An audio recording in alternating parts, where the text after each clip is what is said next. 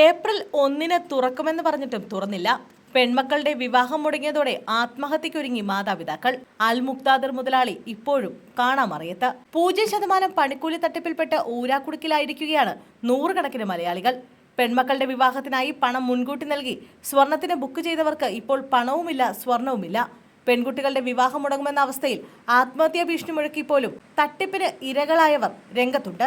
Income tax റെയ്ഡിനെ തുടർന്ന് അടച്ചിട്ട അൽ Muqtadir jewellery ഇതുവരെയും തുറന്നു പ്രവർത്തിച്ചിട്ടില്ല. ഏപ്രിൽ 1-ന് തുറക്കുമെന്നായിരുന്നു അവസാനമായി പറഞ്ഞിരുന്നത്. എന്നാൽ ഇന്ന് ഏപ്രിൽ 14 ഇതുവരെയും കടകൾ പ്രവർത്തനം ആരംഭിച്ചിട്ടില്ല. ഇതോടെ ചതിയിൽപ്പെട്ടവർ എന്തു ചെയ്യണമെന്ന് അറിയാത്ത അവസ്ഥയിലാണ്. നാട്ടുകാരെ കബളിപ്പിച്ച് സമ്പാദിച്ച പണവുമായി അൽ മുക്താദിർ മുതലാളി ഇപ്പോഴും ഒളിവിലാണ്. നേരത്തെ പണം മുടക്കി തിരികെ ലഭിക്കാത്തവർ മൻസൂറിന്റെ വസതിയിലേക്കും പ്രതിഷേധ മാർച്ച് സംഘടിപ്പിച്ചിരുന്നു. ജ്വല്ലറി തുറക്കുമെന്ന പ്രതീക്ഷയിൽ ഇപ്പോഴും പോലീസിൽ പരാതി നൽകാതെ കാത്തിരിക്കുന്നവരും നിരവധിയാണ്. പലരും പെൺമക്കളുടെ വിവാഹം മുന്നിൽ കണ്ടാണ് നിക്ഷേപം നടത്തിയത്. എന്നാൽ വിവാഹ തീയതി അടുത്ത പലർക്കും ഇതുവരെ സ്വർണം കിട്ടിയിട്ടില്ല. ഇതോടെ കല്യാണം മുടങ്ങിപ്പോകുമെന്ന പേടിയും മാതാപിതാക്കൾക്കിടയിലുണ്ട്.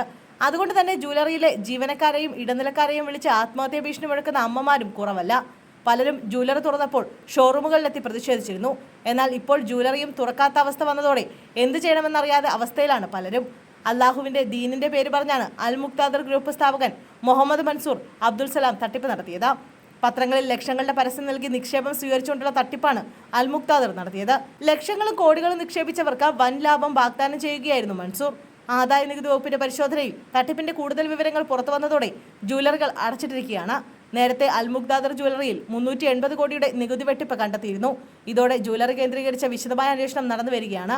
കള്ളപ്പണം വെളുപ്പിക്കലും മണി ചെയിൻ മാതൃകയിൽ പണം ശേഖരിക്കലും അടക്കം സർവ്വവിധത്തിലും സ്ഥാപനം തട്ടിപ്പ് നടത്തിയെന്നാണ് ഇൻകം ടാക്സ് പരിശോധനയിൽ കണ്ടെത്തിയിരിക്കുന്നത്.